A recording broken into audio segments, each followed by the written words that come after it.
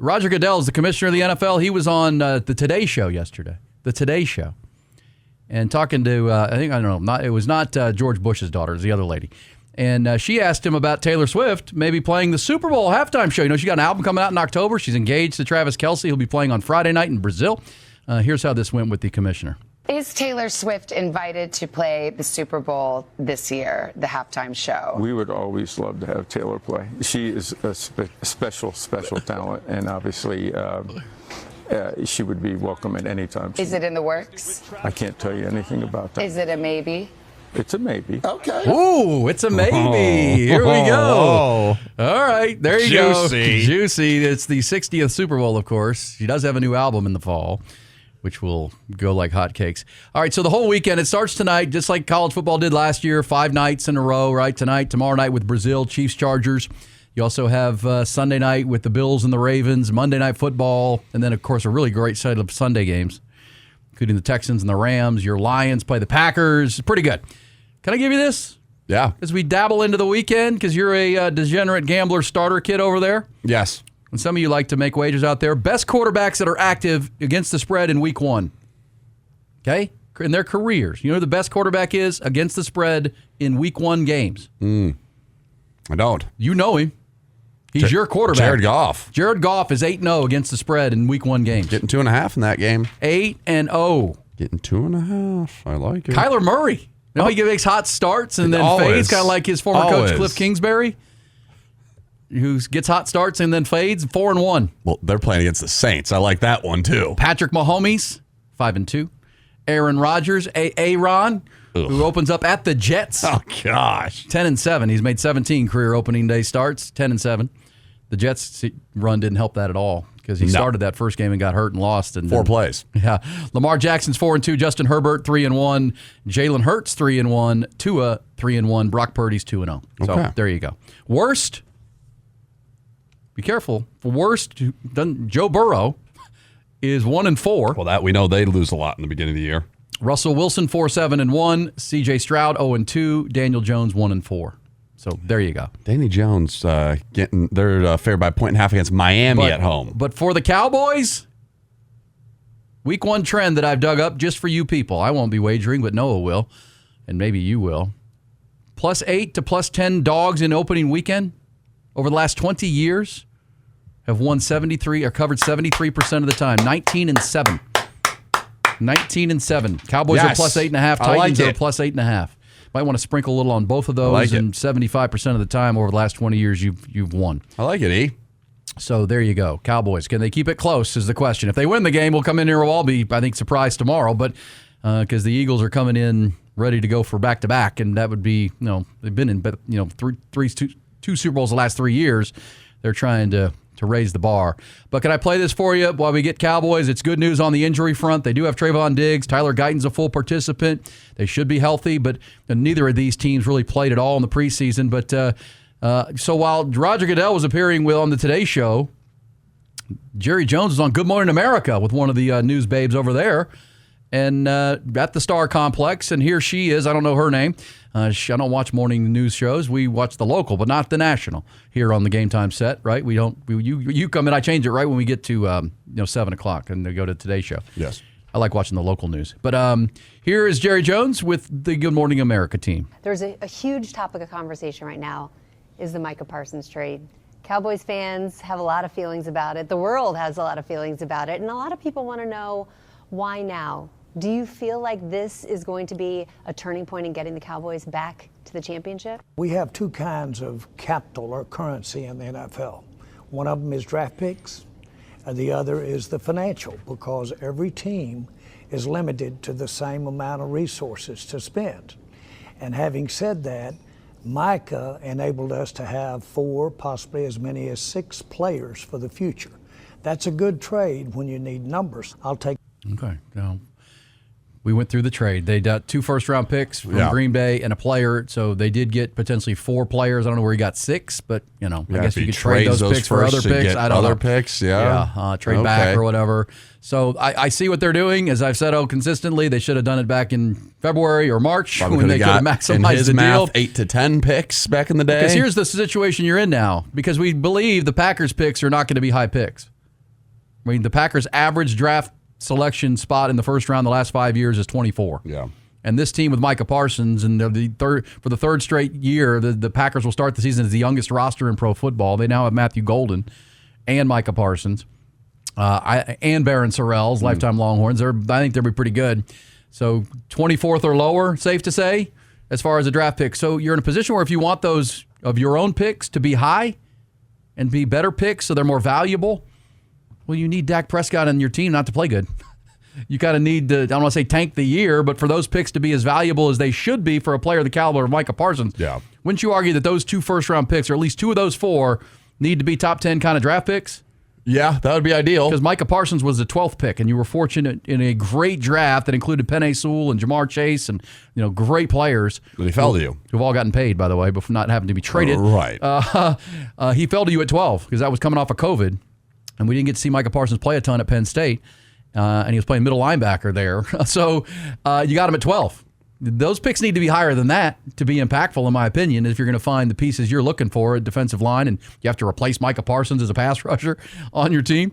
So we'll see. So you kind of have to root for not a good year in 2025 for those picks to be maximized, I would argue. Because if you go 8, 9, 10 wins, which Cowboys think they can, Coach Shoddy, then you're picking 20 and 30. With those picks, and that's not great. Well, they won 7 games last year, and they were really banged up. I feel like they're going to be probably in that same range. They're in that purgatory. I need to see it. Not because, again, they were one of the best defenses in the year in the league on a per-play basis with Micah Parsons on the field. Without him, they were the worst. I do think the Kenny Clark addition will help the defense. I actually think that'll be somewhat impactful. We'll see. I mean, again, do you want to win if you're a fan? That's what I'm saying. I'm with you. This is the possession you're now in. So if you're not going to win the Super Bowl. No, you never were. So what you actually want based on this trade, and because what Jerry Jones is saying is we're rebuilding. But we have the most expensive player in the league. He'll never say quarterback. that, actually. Right. But that's what you're saying. We need more bodies. We need more pieces. We need 5 or 6 players to replace Micah Parsons. But those won't come because you did it now. Those won't come till April. Right. And then the next April. And so you kind of need to be bad. But you're trying to be good for the first year head coach. It's Jerry Jones, man. You figure out the logic from that. I don't. I have a hard time with it. There we go. All right. As for the other side of that trade, it's Micah Parsons. Then we'll talk some Eagles. I just wanted to play this for you because Micah Parsons had an injection in his back this week from the Packers, right? To kind of numb the back and get him ready. He's going to play. And I wanted you to hear from J.J. Watt. J.J. Watt was a defensive lineman. He had some back issues when he was a Texan, but 3 times a Defensive Player of the Year. He says, back issues and then taking that shot, not a problem. And it's a defensive lineman. He should be good to go and be impactful for the Packers against the Lions this week. Because we have basically 2 jobs. One is set terminology. Terminology, you don't need to know that much. You don't need to be that smart. You don't need to learn a whole lot of plays or terminology because we have basically 2 jobs. Being a defensive lineman. One is set the edge, stop the run, and 2 is get the quarterback. And you're going to tell me where to line up, and my job is to go get him. And so it doesn't take that long to onboard a new guy when it comes to a pass rusher, especially one of talent level of Micah Parsons. So I'm using him to the fullest, as long as he feels good, which, I mean, we've read about his back, we've seen about his back, but I saw that clip from practice the other day where he's absolutely smoking the blocking sled. And as a guy who's had epidurals in my back and who's had back surgery, I know that you're not looking that explosive, knocking that sled all the way back. Did you have him in season, Jage? Yeah, I had an epidural in mid-season one time. There is J.J. Watts saying, as an defensive lineman, our jobs aren't that intense. We're not playing quarterback. We're not running receiving routes. We set the edge and we go get the quarterback. We stop the run where we can, press everything back inside, and then we go get the quarterback on passing downs. That's the defensive lineman's job. And then he said, I have had the epidural. And I didn't look as explosive as I saw Micah in just some small clips. He's wearing number 1 now. I don't think he has a very severe back injury. I think that's PR damage control for Micah Parsons saying, because he was going to use the leverage of the back to, that was his leverage. I'm under contract, so I can't sit out games, but my back hurts. I believe that was some cloak and dagger stuff there. Yeah, so I think he'll play against the Jared Goff, who's 8-0. 8-0, best quarterback against the spread in week 1. Go get Jared Goff. That's Micah Parsons' job now. So there you go. As for the Eagles-Cowboys tonight, you like the 8.5 points. Takes a lot of points. Oh, I gave you the numbers. 19-3 teams in the first week. This is all off season to prepare. Right. And you know what's interesting? If we can borrow from we know the college football ranks are becoming more like the NFL these days. Right. If you took all the teams that played last weekend, all 5 days, 68, I think there were 64 games, 68 games, almost 168 teams played games, and took their team total over-under points. I'm not a degenerate gambler like you're about to be, Noah, but I look at that. You would have won over 70% of the time just for team. What Vegas put your number at of the higher or lower, more than 70% of the time the team went under, and that's week ones. And this is week ones for NFL teams where no one's playing in the preseason. They now use September as a ramp up to when it gets really important in October, November, December, and beyond. So they don't want to get anybody hurt in preseason. Right. Unless you're the Bengals, which you need to. And the Bengals are trying to shift their fates early, so they did go a little bit more all in during the preseason and got out without injuries. But at the same time, you can expect some sloppiness. You can expect some timing issues, even with professionals and professional quarterbacks, and that the defenses probably are a little bit ahead of the offense. But if you're the Philadelphia Eagles, you don't do a lot of timing-based passing, do you? You just slam people right behind with Saquon Barkley and Jalen Hurts and this offensive line that does have Landon Dickerson. He's healthy. Yeah. There was time in camp when he left on a cart. They thought he might be out for the year, kind of like the Cowboys situation with Tyler Guyton, but both are going to play tonight and start. But, man, that's going to be the Cowboys' charge. I mean, you don't worry about timing and rhythm in your offensive passing game if they're just running the football. And what do the Cowboys do against that run? Brian Schottenheimer, Matt Eberflus have had all offseason to come up with a game plan.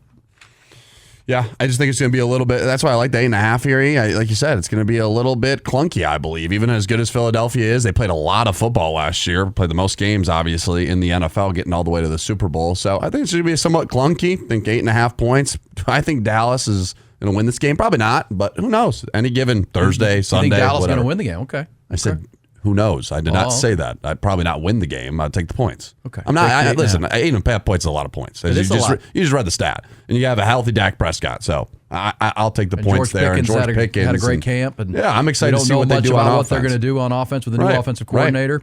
New coach, too. I just know in training camp, consistently they couldn't get a push and get a stop on defense. If that is the problem against this team, the most physical team in both lines of scrimmage in the NFL, it could be a long night and it could get out of control. We'll see. We'll all watch tonight. The ratings will be gangbusters. Let's hope it's a game into the second half. I think there's a chance it can be. But this is the debut of Brian Schottenheimer. I'd also say this for the Eagles side of it. I like the mindset I'm hearing coming out of Philadelphia's locker room. It might have been a joke that Sirianni says he didn't know they were doing a banner celebration. They're locked in. A.J. Brown saying, they were in the Super Bowl 2 years ago and lost, and they kind of got out of their way. They kind of lost their culture. They became individuals at some level that next year, and it got really ugly, and the coordinators were not good hires. They're talking about the team is the key, right? We are the key. We have to keep this culture together that we built last year that was unbeatable.